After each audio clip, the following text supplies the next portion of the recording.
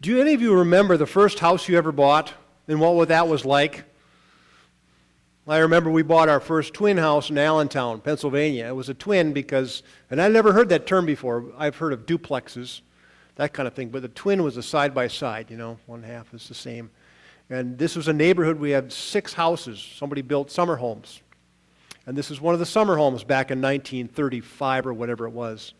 They were built in 1927. Nice stone stucco and hardwood floors throughout.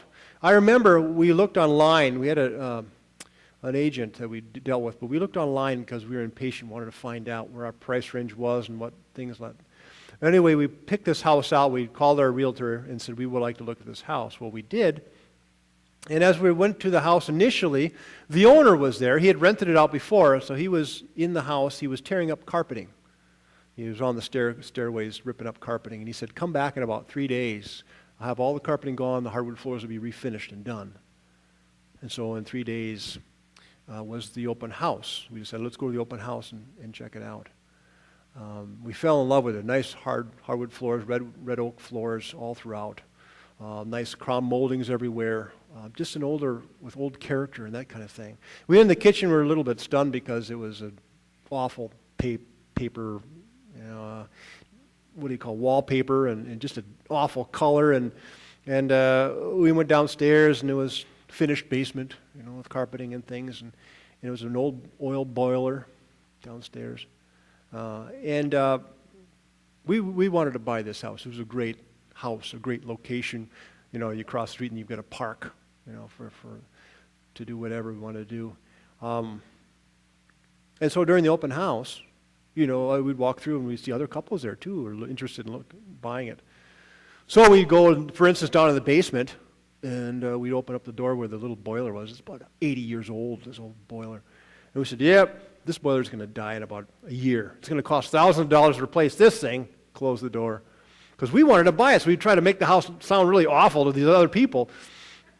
Look at this downstairs. This is going to be like a rat's nest down here. It's going to be moldy down here. I'm sure that water's going to seep in through here.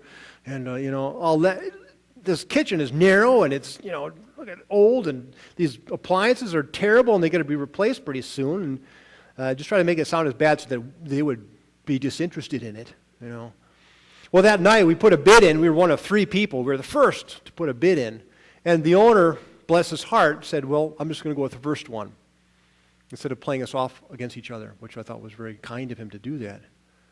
And so we went to the closing. We got a price we wanted to, and we found out from the owner that he was a realtor down in Baltimore, and his son owned the house as well, and they were renting it out. And he said, there's a woman across the street who's 100 years old, and you can see her out there. This is her. She's an original owner of these houses when they were built in 1927. And you'll see her out there, And I sure enough, the first week I was there, she was out there. She had her high heels on. She had a rake and a cigarette. She was smoking and raking, and I said to the guy said, well, she shovels her sidewalk too. And I said, I wonder how much she charged. We could buy her to do our sidewalk. Shovel our sidewalk with snow.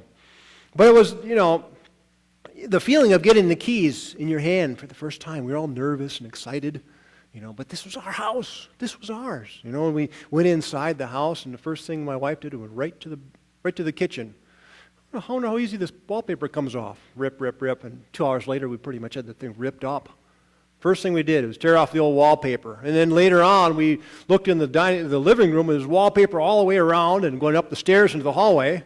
And pretty soon those things got ripped off, and it was the wallpaper that had the fiber in it, so it wasn't that easy. And there's cracks in the walls, and apparently there's some houses that they even wallpapered the ceilings.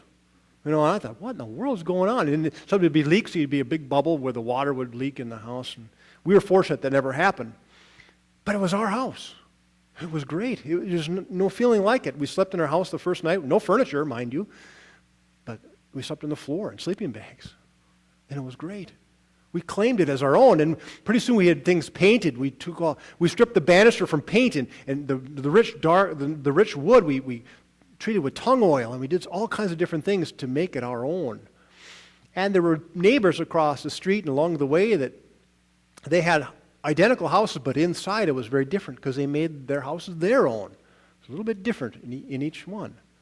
And then a month later, talking to the neighbor, and he said, yeah, by the way, I knew the lady. She was about 85 years old, and her husband died, and she was just in so much pain and agony. And to top it off, somebody held her up in the house by gunpoint inside the house there, and they fired off a couple shots in your house, in one of the rooms. We couldn't find it because it had been patched over.